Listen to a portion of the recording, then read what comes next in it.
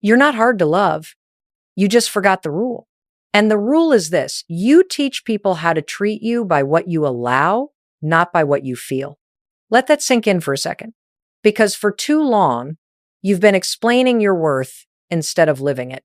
You've been waiting for someone to notice the effort, the loyalty, the softness that you bring into the room. And when they didn't, you doubled down. You gave more. You proved harder. You chased what you should have been receiving naturally. That's not love. That's labor disguised as connection. And you're exhausted, not because you're unlovable, but because you've been giving love from a place of fear that if you stop, they'll leave. But what if the leaving was never the loss? What if it's the lesson? You see, love, real love, doesn't come from proving. It comes from peace. It doesn't come from chasing. It comes from choosing. And somewhere along the way, you forgot that love is not something you earn, it's something you exchange. You give it, you receive it, but you never beg for it. And when you do, it stops being love and starts being survival. So today, I want to remind you of that rule. The one boundary that flips everything. The one standard that separates being an option from being the one. And it starts right here by refusing to prove your worth to people who benefit from your doubt. Because when you stop proving, you stop bleeding energy. You stop auditioning for roles you were born to own. You start standing in your truth, and that's the moment people feel the shift. They stop seeing you as an accessory to their comfort, and they start realizing you were the mirror to their growth. You are not hard to love. You were just loving from a place that forgot the rule. You are the standard, not the seeker. That's where we begin. Because if you want to stop being the option, you have to understand first why you became one. Let's be honest. You didn't end up as the option because you weren't enough. You ended up there because you believed that love was something you earned through effort. And that belief, it taught you to confuse intensity with intimacy. It made you chase instead of choose. You've been mistaking someone's inconsistency for mystery. You've been calling their silence space when it was actually disinterest. You've been calling their crumbs patience when it was really avoidance. And I say that with love because I've been there. When you keep showing up for people who meet your effort with excuses, your brain learns to equate discomfort with desire. You start believing that if you can just hold on long enough, they'll wake up one day and finally see your worth. But here's the truth. They already see your worth. They just don't value it the same way you do. And when someone doesn't value what you offer, no amount of proving will change their perspective. In fact, the more you try to prove, the smaller you begin to feel. Because every time you overextend, you reinforce the idea that you have to earn what should be mutual. Let's call it what it is, the availability trap. You've been rewarding inconsistency with attention. Every unanswered text gets followed by another long message. Every cold shoulder gets met with another warm gesture. Every I'm not ready turns into your latest project to heal, to fix, to wait. You're teaching people that they can give less and you'll compensate with more. And what does that do? It trains their nervous system to relax when they pull away because you'll always close the distance. You'll always make the call. You'll always patch the hole. But here's the shift. The moment you stop doing that, the moment you stop rewarding inconsistency, the dynamic flips. The avoidant, the unavailable, the unsure, they all lose their emotional safety net. Because you were the one holding the structure together the whole time. You keep ending up as the option because you keep forgetting that love without boundaries becomes dependency. You can't build respect by erasing yourself. You can't inspire commitment by offering unconditional access. The more you try to convince someone of your value, the more you teach them that you doubt it yourself. And I want to say this as clearly as I can. The people who are meant for you will not need you to prove your worth. They'll recognize it because they've done the work to recognize their own. So this is where the shift begins right here, in awareness. Because the moment you see the pattern, you can stop participating in it. You can stop chasing attention and start commanding respect. You can stop proving and start preserving. That's how you stop being the option. Not by working harder to be seen, but by standing still long enough to see yourself. This is where everything starts to change. Because what keeps you trapped in cycles of proving isn't love, it's the lack of one boundary. The boundary you've been missing is simple, but it's powerful enough to change your life. Stop proving your worth. That's it. That's the rule. That's the standard. You don't need to cut people off. You don't need to perform detachment. You don't need to become cold or distant or numb. You just need to stop auditioning for the part of worthy. When you stop proving, you shift from convincing energy to commanding energy. You stop trying to sell yourself to people who were never shopping for truth. You stop explaining what's obvious, that you are kind, capable, loyal, loving, and start living like that's already understood. Because you think they don't see your worth? Of course they do. That's why they stay close enough to take from it, but never close enough to honor it. Your worth has never been invisible. It's just been convenient to ignore while you keep proving it. And that's the trap. You think effort will equal clarity. It doesn't. It equals exhaustion. You think more communication will equal understanding. It doesn't. It equals performance. You think if you love harder, they'll love you back. They won't. They'll just get comfortable. The truth is, when you stop proving, something inside of you wakes up. It's your dignity. It's the voice that says, I'm not afraid to be misunderstood if it means being self-respected. You don't earn love, you exchange it. You don't chase peace, you create it. You don't wait to be chosen, you choose yourself. So from this moment forward, I want you to practice the smallest but strongest shift. When you feel the urge to explain your worth, pause. When you feel the need to prove your patience, stop. When you catch yourself over-delivering, ask, what am I trying to earn right now that I already deserve? Because the second you stop proving, people have to decide, will they rise to meet your standard or will they walk away? Either way, you win. Because when you stop proving, you stop pleading. And when you stop pleading, you stop bleeding. And when you stop bleeding, you start breathing again.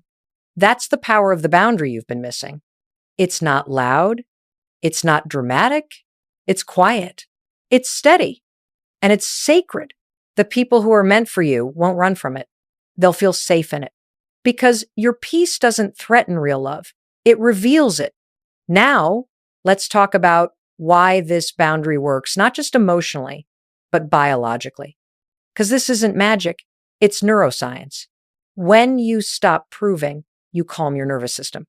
And when your nervous system calms, your energy changes. You stop running on adrenaline, that anxious need to fix, to text, to explain. And your body begins to communicate a different signal, safety. And safety is what attracts secure connection. You see, when you're constantly proving yourself, your brain is stuck in a loop, a stress response called hypervigilance. That's the part of you always scanning.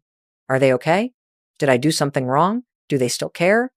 It's the same part that can't rest even when things seem fine. Because it's not peace you're used to, it's the anticipation of rejection. And here's the thing, people can feel that energy. It's not words, it's biology. When you're anxious, when you're chasing, when you're proving, you're releasing cortisol and adrenaline. That's threat chemistry. It tells your body, I'm in danger. And unconsciously, it tells the other person, I don't trust myself unless you validate me. But when you draw the boundary, when you stop proving, you flip the entire chemistry of connection. You begin releasing oxytocin and serotonin, the hormones of calm, confidence, and connection. And that changes the energy between you. Your presence no longer says, please see me. It says, I already see myself. That shift is powerful because it disarms defensiveness. You stop pressing against their fear. You stop pushing on their avoidance.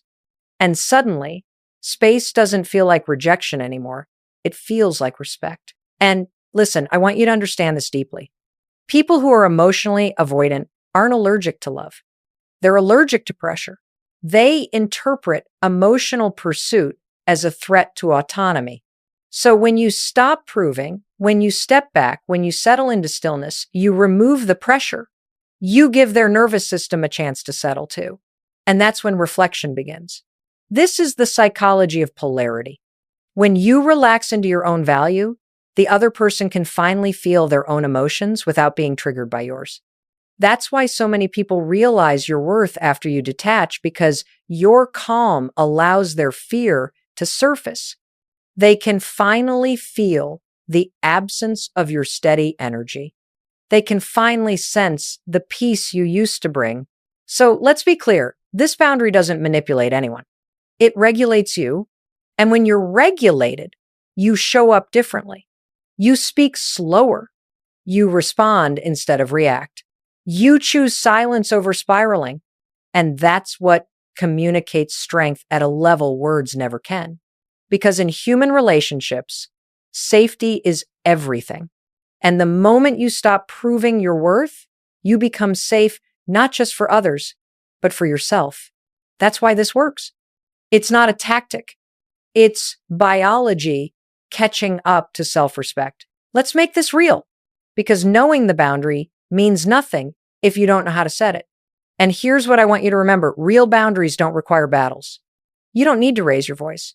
You don't need to argue for your peace. You just need to mean what you say and then live like you meant it. That's it. No lectures, no ultimatums, no emotional explosions. Boundaries are not about control. They're about clarity. And clarity is quiet. So here's how you set it without drama. Step 1, pause before you speak. The moment you feel triggered, when you want to explain, defend, convince, stop, because in that pause, you create power. Power to choose, calm over chaos, power to act from self-respect instead of reactivity. You don't need to answer everything. You don't need to fix every silence. Sometimes the most powerful sentence you can say is no sentence at all. Step 2, statement over story. You don't have to justify your boundary with a 3-paragraph explanation. You don't owe anyone a TED Talk on why you deserve peace. You just need one clear, grounded statement. Something like, I'm not available for one-sided conversations anymore. Or, I need space to feel grounded again. That's it. Short, honest, done. When you over-explain, you reopen negotiation. When you stay brief, you stay in control. Step 3, follow through. This is where most people lose power, because they say the right thing, but they don't act like they mean it. They set a boundary on Tuesday, and by Thursday, they're back to proving it was never a big deal. Consistency is what gives a boundary its backbone. Say it once, mean it twice, act on it always. And here's the truth. The first time you enforce a boundary, it will feel wrong. It'll feel cold. It'll feel like rejection. But that's not guilt, that's growth. You're just not used to choosing yourself without apologizing for it. So when the silence comes, when they don't reply, when they test the old pattern, don't panic. You didn't lose them. You just stopped losing yourself. And if they walk away, let them. Because the people who belong in your life will adjust to your boundary. The ones who don't will be revealed by it. That's how you set a boundary. Without drama, you do it with dignity. You stop performing and start protecting. You stop defending and start deciding. And every time you do, your energy says something words never could. I'm not here to be chosen. I'm here to be respected. That's how you stay in your power. Quiet, consistent, and unshakably clear. Here's the part nobody talks about. When you start setting boundaries, real ones, your peace won't come instantly. It's not fireworks and freedom on day one. It's quiet. It's confusing. And sometimes it's lonely, because the first emotion that shows up after strength is guilt. You'll ask yourself, did I overreact? Should I have explained more? What if they think I don't care? And that's the old you, the one who built safety around keeping the peace, even when it cost your own. That's not intuition, that's conditioning. It's the echo of years spent believing love must be earned through tolerance. Listen to me. Guilt is not proof that you did something wrong. It's proof that you're doing something new. Your nervous system doesn't recognize peace, yet it mistakes it for danger because you've been living in emotional chaos so long. So when calm finally shows up, your brain goes, wait, this is too quiet. Something's wrong. No, nothing's wrong. That's just your body detoxing from the need to be needed. So when the silence comes, when your phone doesn't light up, when the apology never arrives, don't fill the gap. Don't run back to noise just to avoid the stillness. Sit in it, because that stillness is where healing begins. And yes, it's uncomfortable, because silence forces you to hear your own voice again, the one that got drowned out while you were proving, chasing, explaining. But that voice is your anchor. It's the part of you that knows peace isn't found in being understood, it's found in being aligned. When the guilt rises, breathe. When the fear whispers, you'll lose them, remind yourself, if my presence required my self-abandonment, I never had them anyway. Let them pull away. Let the space widen. Because your peace is not punishment.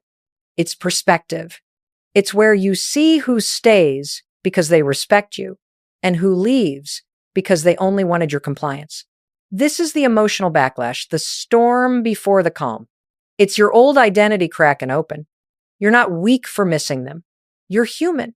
You're just learning to miss them without betraying yourself.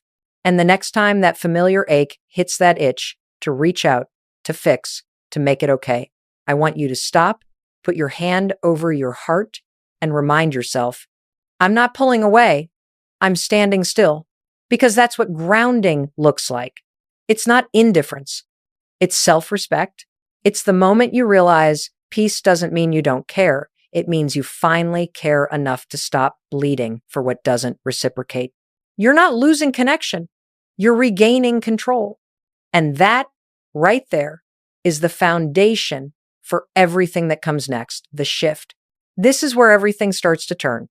Because when you stop proving, when you stop chasing, when you stop negotiating with your own peace, something incredible happens.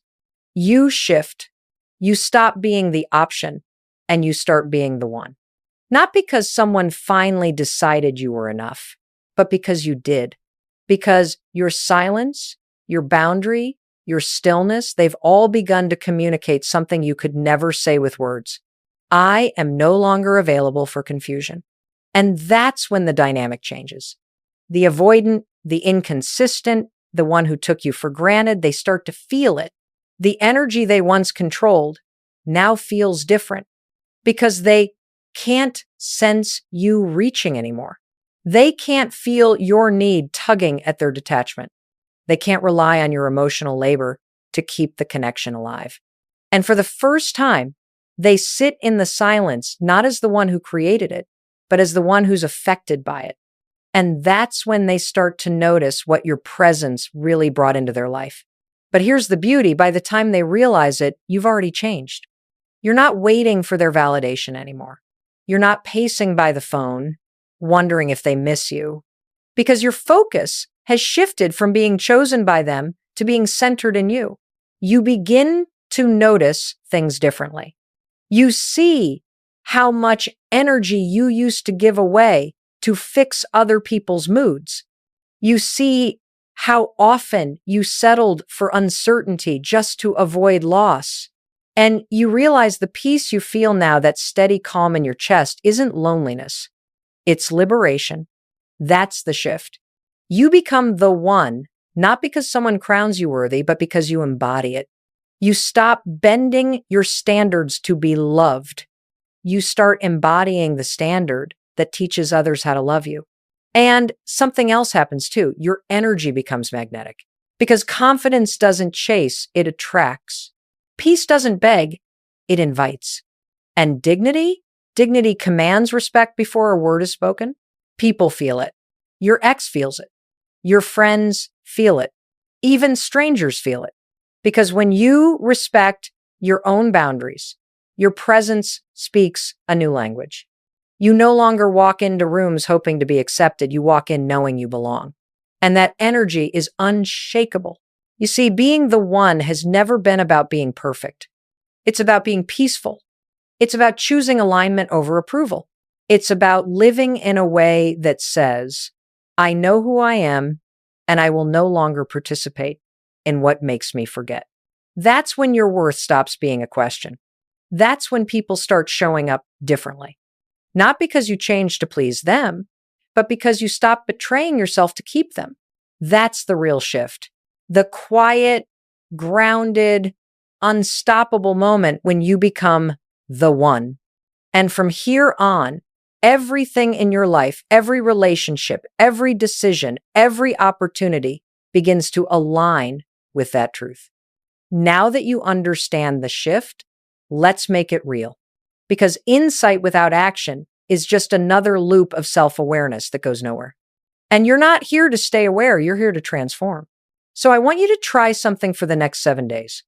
I call it the respect reset. 7 days, 7 choices, 7 chances to teach your nervous system what real self-worth feels like. Day 1, audit your energy. Take out your phone, your messages, your mind, and look at where your energy is leaking. Who are you chasing emotionally? Who do you keep trying to convince? Who gets the version of you that's exhausted but still performing? Awareness is the first act of self-respect. You can't change what you won't face. Day 2, write your 1-sentence boundary. Not 10 paragraphs, not an essay, 1 sentence. Maybe it's, I will no longer explain myself to people committed to misunderstanding me. Maybe it's, I'm done chasing people who keep me uncertain. Whatever it is, make it short, strong, and true. And write it like a promise, because that's what it is. Day 3, enforce it silently. No announcement, no declaration, just follow through. When the old pattern shows up, the late text, the breadcrumb, the half effort, do nothing. Let your silence speak. Your peace will be louder than your defense ever was. Day 4, reclaim joy. Do something you used to love, but abandoned while you were trying to be loved. Go on a walk without your phone. Paint, sing, sit in a cafe and watch the world move. This isn't small, it's sacred. Because every act of joy is a declaration that your life belongs to you again. Day 5, prove nothing. This is the hardest one. You'll want to explain. You'll want to reach out. You'll want to say, just so you know, I didn't mean it like that. Stop. Let people draw their conclusions, even if they're wrong. Your job is not to control perception. It's to protect peace. Day 6, practice saying no. Even to the little things. No, I don't have time today. No, I'm not comfortable with that. Every time you say no to something that drains you, you say yes to the life you actually want. Boundaries build muscle through repetition. Every no strengthens the version of you that no longer negotiates your worth. Day 7, celebrate the peace. Sit somewhere quiet and notice the difference in your body, the calm, the clarity, the confidence. That's not luck, that's you reclaiming your power. That's self-respect taking root. And if at any point during this week you start to doubt yourself, remember this. Peace isn't a reward you earn at the end of the journey. It's the road itself. You are not waiting for permission anymore. You are living in decision. And that decision to stop proving, to start preserving, is what turns boundaries into blessings. The 7-day respect reset isn't about perfection. It's about practice. Because every day you choose yourself, the world adjusts to that frequency. Every time you keep your boundary, your worth gets louder. And by the end of those 7 days, you'll realize something powerful. You didn't lose anything by standing in your truth. You gained everything that actually matters. Let's bring this home. Because at the end of the day, this entire journey, the silence, the boundaries, the stillness, has never been about the other person. It's always been about you. You stop being the option the moment you stop acting like one. Not through anger. Not through games. Through peace. Through clarity. Through the quiet decision to say, I will no longer abandon myself for closeness. That's the rule. That's the boundary. That's the moment you shift from performing love to embodying it. Because real love, the kind that lasts, the kind that feels like home, doesn't live in chaos. It lives in consistency. It lives where respect and peace coexist, and that begins with you. You've spent too long trying to earn what you already were, too long shrinking so someone else could feel comfortable, too long proving your softness to people who never built the capacity to hold it. But here's what you know now. Your peace is not a threat. It's a filter. Your silence is not weakness. It's wisdom. Your boundaries are not barriers. They're bridges. They lead the right people to you and protect you from the wrong ones. So when the old you whispers, go back, reach out, fix it, you'll smile and say, no, I'm done chasing closure from people who were never open in the first place. You'll breathe deeper. You'll stand taller. And you'll realize that peace isn't passive, it's powerful. Because this is what self-worth sounds like. I love you, but I love me more. I understand you, but I choose me. I wish you well, but I'm moving on. That's not bitterness. That's balance. That's what happens when you finally stop proving and start preserving. And if you remember nothing else from this entire talk, let it be this. You don't need to convince anyone of your worth. You need to remember it. Because the moment you do, everything changes. Who you attract, what you tolerate, how you speak, how you walk into a room. You are not an option. You are not a backup plan. You are not someone's temporary home. You are the standard. And your peace is the proof. So stop proving, start preserving, and watch how your silence, your dignity, and your self-respect become the loudest love story you'll ever live. Because in the end, you won't need them to see your worth. You'll be living it so boldly, they won't be able to ignore it. That's when everything changes. That's when you become the one. If this message found you today, it's not an accident. It's not luck. It's timing. Because maybe this was the reminder you needed that you spent enough days trying to prove your worth, and it's time to start living like it was never in question. So here's what I want you to do. Share this message with the person who's still explaining, still chasing, still forgetting who they are. Be the mirror that wakes them up the same way this moment is waking you up. And if you're sitting there thinking, Mel, I don't know where to start here. Stop apologizing for your boundaries. Stop shrinking to make someone else feel big. And start practicing the radical art of peace. Because every time you choose peace over performance, you build a life that feels like freedom. And freedom, that's where love lives. You don't need to be louder. You just need to be truer. And the world will feel that. So take a breath, lift your head, and walk back into your life with quiet confidence. Because you don't need to say a word. Your energy already said everything,